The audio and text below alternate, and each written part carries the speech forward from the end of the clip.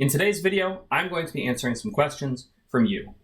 I got some questions from my readers and I'm really excited to go through them, and I decided to compile all of them into one video for your viewing pleasure. If you have any questions of your own, definitely drop them in the comments and I'll try to get to them as I can.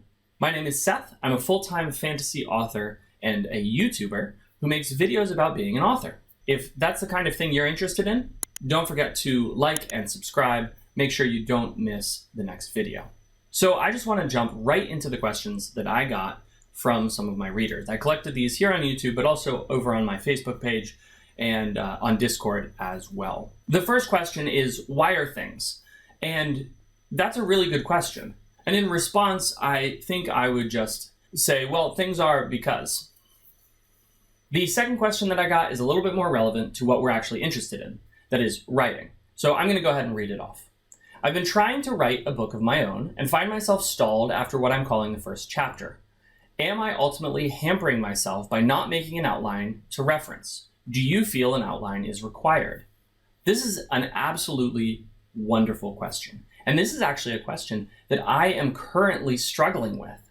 I think I have a good answer on this, but I have to say, with questions about writing, often every answer is going to be tuned to our specific circumstances. So to give you a bit of background, I don't write outlines at all. In fact, typically I start with an idea and then I pants my whole novel. If you're not familiar with the difference between pantsing and plotting, pantsing pretty much means you write by the seat of your pants or by feel. And so you do the same things that a plotter does in terms of creating the story, but you do it without first writing it down. You just sort of discover it as you go. On the other hand, a plotter is somebody who typically writes a meticulous outline of what's going to happen and then writes their story based on that. And there's a whole spectrum there. You can be in between. I'm really heavily over on the pantser side. And so this is something that I have actually been trying to figure out.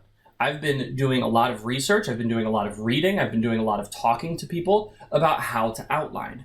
In fact, I think I have like 4 or 5 books that I'm currently working through that all talk about how to outline a story, how to create a compelling story in outline form before you even start writing.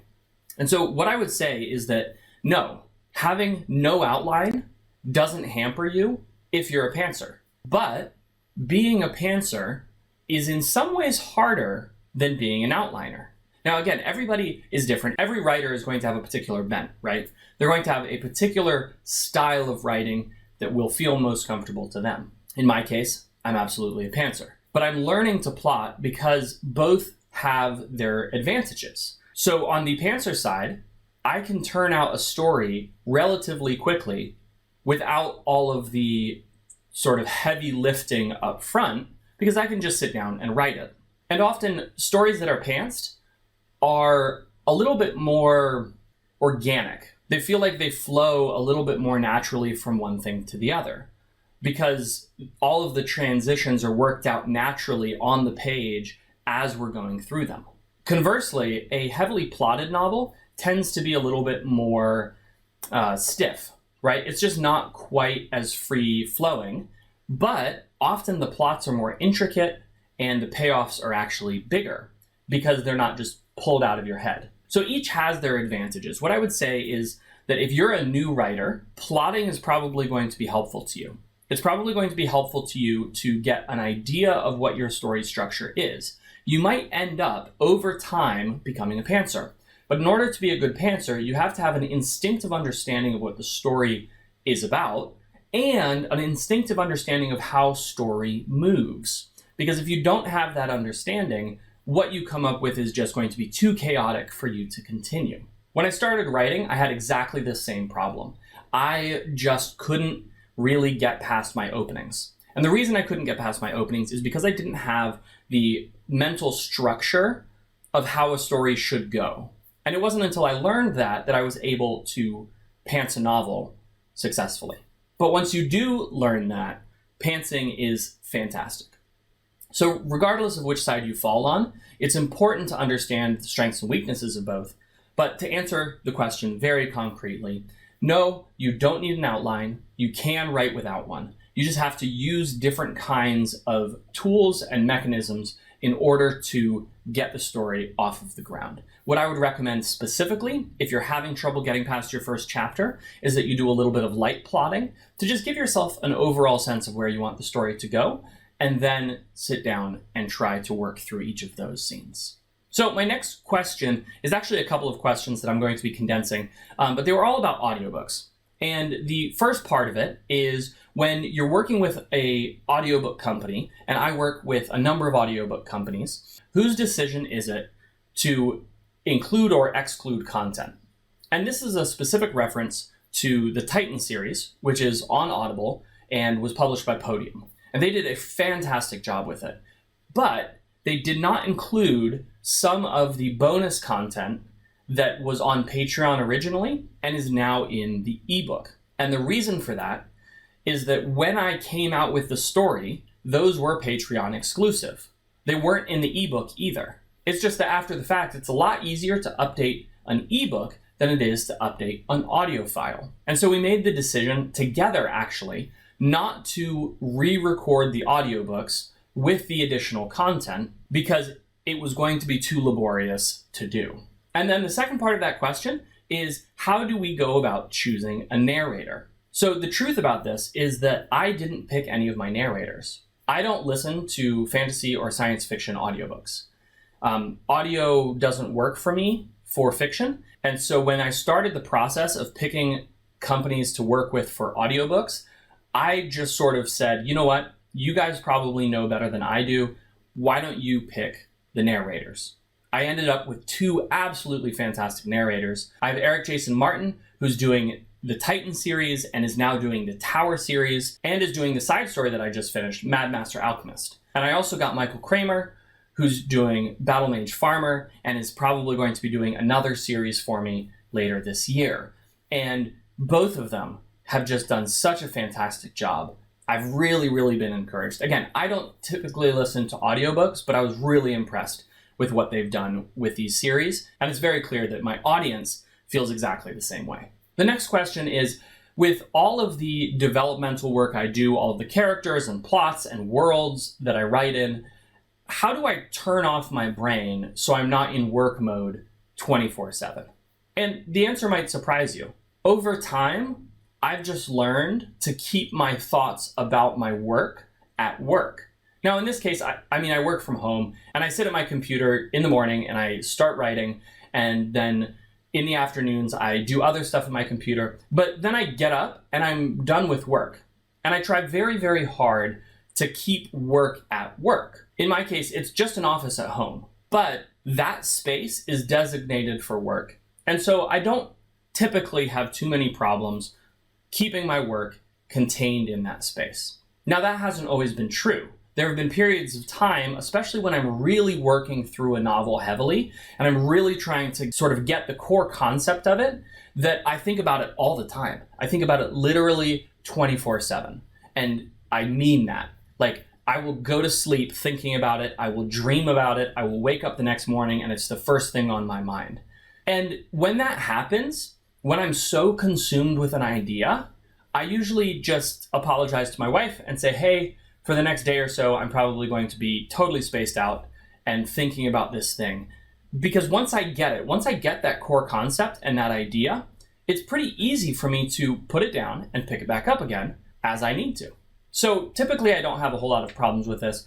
Again, it's something that comes with time. It's something that comes with practice and setting some boundaries internally about when I'm going to be working and when I'm going to be at home with my family or out with friends, that sort of stuff. Another question I got was, how do I storyboard? And this sort of relates to that first question, because often I'm not sitting down and writing big plots out. I'm not writing detailed outlines about what happens in my stories. Instead, what I'm doing is I'm trying to capture the core feeling that I want my readers to have when they enter the world. In world building terms, we call this person that's experiencing the world the visitant. And I like to think about how my visitant is going to engage with this world, with these characters, what their core feelings are going to be when they're reading the novel. And as I think about that, and as I build out those ideas, then it just becomes pretty simple for me to say, is the thing that I'm doing, is the scene that I'm writing, is the action the character is taking, is it all coming back to this core feeling? Because again, I'm a pantser or a discovery writer or a gardener or whatever you want to call it. So all of this stuff sort of grows organically for me. I don't make huge storyboards. Instead, I just focus on that core feeling and I really try to draw people back into it over and over and over again. Now, that said, I do have a lot of notebooks with a lot of ideas just sort of scribbled out that I keep in case I need an idea for the future. Often I get ideas and it's hard to get them out of my head, but I'm currently working on a different project. So I need to take a few minutes or maybe half an hour or sometimes even a full day to sort of dump the idea out, and then I just store it for later. So I have a lot of material waiting to be written, and I'm hopeful that I'll get around to at least most of it. Another related question was, do I find it difficult to keep track of all of the details for the story? And the short answer to this is yes, absolutely. I'm not very good with note-taking, and I'm not very good with keeping sort of detailed records of everything that's going on. Thankfully, I do have some beta readers who can help me with consistency and making sure that my storyline is in the proper order and everything that is supposed to be happening is actually happening. But a lot of what I'm doing is just putting these ideas together and letting them grow organically. And so really the way my stories flow, I can typically keep everything I need to in mind as I roll through. Now, one thing that I have started doing is I have started reading back through my books to make sure that I'm in the proper frame of mind for the next book when I start writing it. And then the final question that I'm going to have time for today is, who got the priestess class after Thorn and his friends cleansed the valley from corruption?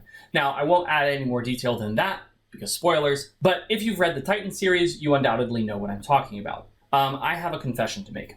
Remember how I said that I'm not great at keeping track of details? That was a detail that I completely failed to keep track of. Originally, the class was actually going to go to one of the characters around Thorn, but the story just ended up moving a very different direction. And because I'm a pantser, because I'm not a plotter, I just sort of let it. And so somebody else probably got that class that just happened sort of off screen. I think that I actually mention at some point in the books something about it, like I allude to it. But the only reason I even did that is because one of my patrons was like, hey, Seth, you completely screwed this up. You totally missed this. Like, what happened here? And I had to admit, I dropped the ball. But that's it for my questions today. Again, if you have any other questions, drop them in the comments and I will get to them as I can. If you've enjoyed this video at all, don't forget to like, definitely subscribe so the algorithm thinks that I'm cool, and I will catch you in the next one.